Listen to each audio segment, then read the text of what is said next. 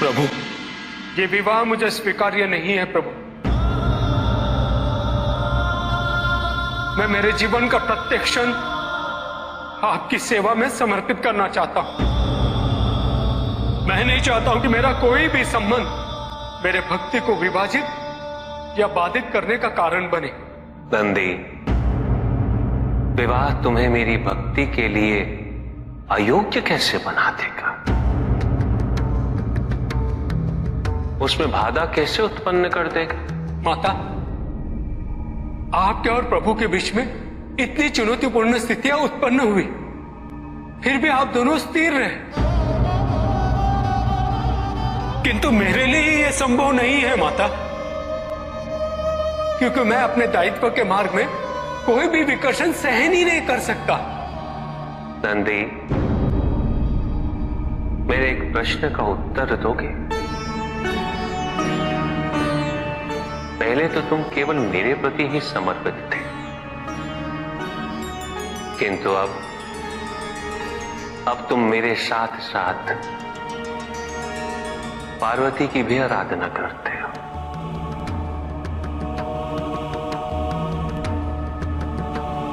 क्यों? प्रभु, माता आपके अर्धांगिनी है, आपकी पूरक, जिस प्रकार आप उनके पूरक हैं। आप माता के कारण आनंदित रहते हैं, उनकी उपस्थिति आपको प्रसन्नता देती है। अन्यथा आपको इतना हर्षित उनसे पहले मैंने कभी नहीं देखा है। फिर कुमार कार्तिकेय का जन्म, अशोक सुंदरी का जन्म, और फिर हमारे गणेश का जन्म। प्रभु, इस प्रकार मैंने कैलाश को पूर्ण होते हुए देखा है, और यह सब माता के कारण ही हुआ है। प्रभु, जिस कैलाश में आप वास करते थे, उसे माता ने निवास बना दिया, इस कैलाश को संपूर्ण कर दिया।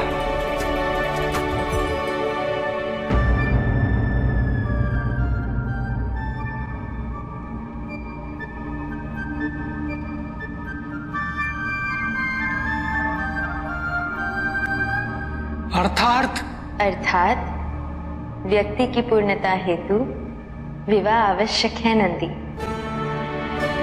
जैसे स्वामी और हम एक दूसरे के पूरक हैं, उसी प्रकार तुम्हारी अर्धांगिनी और तुम एक दूसरे के पूरक बनोगे। विवाहित जीवन की अनुभूति, परिवार का सुख, उसके सुख और उसकी सुरक्षा के लिए संघर्ष,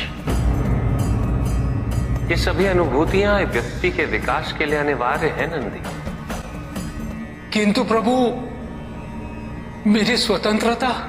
स्वतंत्र तो वो नहीं है नंदी जो विवाह के विचार से भयभीत होते हैं या संकोच करते हैं, क्योंकि स्वतंत्रता तो वो है जो किसी भी विचार से प्रभावित ना हो,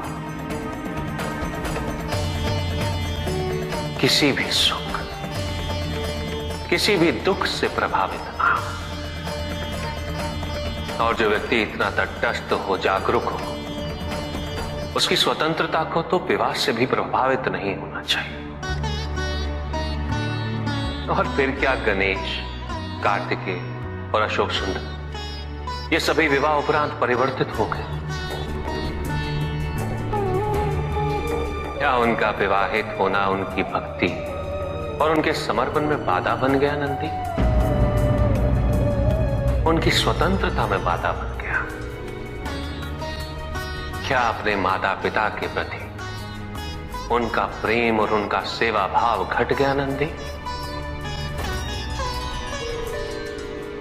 फिर मेरे एक और पुत्र को ये चिंता क्यों, ये भय क्यों नंदी?